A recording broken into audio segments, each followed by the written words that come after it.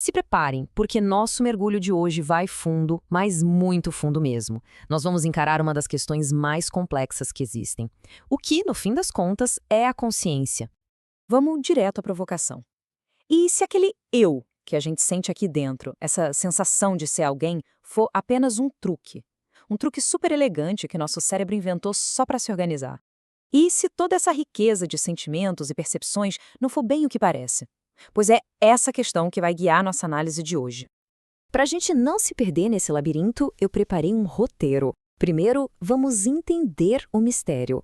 Depois, vamos analisar duas respostas totalmente opostas.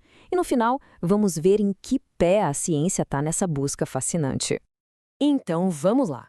O primeiro passo é entender o tamanho do desafio. Porque falar sobre consciência é algo que tira o sono das mentes mais brilhantes do planeta há tanto tempo. É aqui que a gente encontra o que os filósofos batizaram de o problema difícil. Pensem comigo. A gente consegue mapear cada neurônio que dispara no cérebro ao ver um pôr do sol.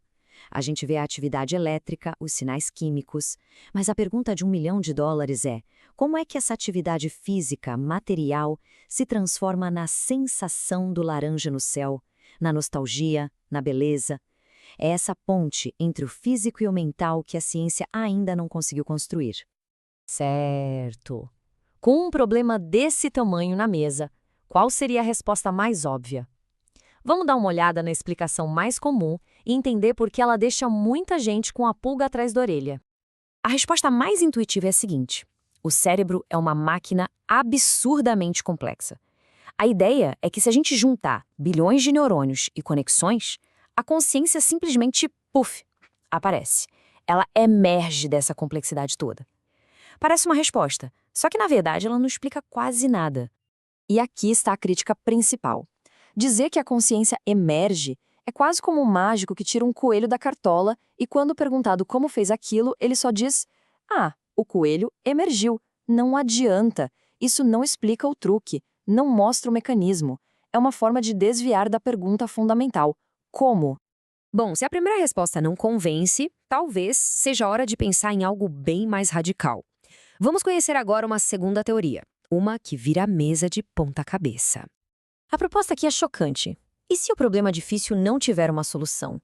Porque o problema está na própria pergunta.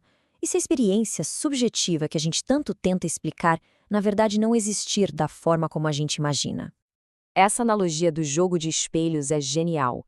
A ideia é que a consciência não é uma coisa, uma propriedade mágica do cérebro. É um processo. Imagine que o cérebro tem mecanismos para observar a si mesmo em ação. Esse loop de autoobservação é que cria a ilusão de um eu ali no centro, sentindo tudo, quando na verdade seriam só engrenagens olhando para outras engrenagens. Tá, mas como esse jogo de espelhos funcionaria na prática? Para entender isso, a gente precisa separar dois conceitos bem diferentes. Essa é a chave para abrir a porta da teoria da ilusão. O ponto central é este. De um lado, temos a consciência de acesso. Pense nela como a parte mecânica, o computador do cérebro. É a capacidade de processar dados e falar sobre eles. Isto é uma maçã vermelha, pura informação.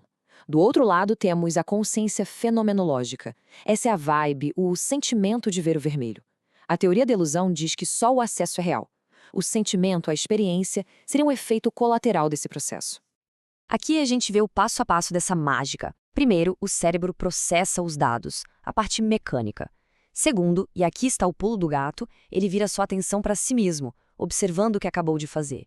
E é nesse ato de autoobservação, o passo 3, que nasce a sensação de que existe um eu ali, tendo uma rica experiência interna. A ilusão estaria criada.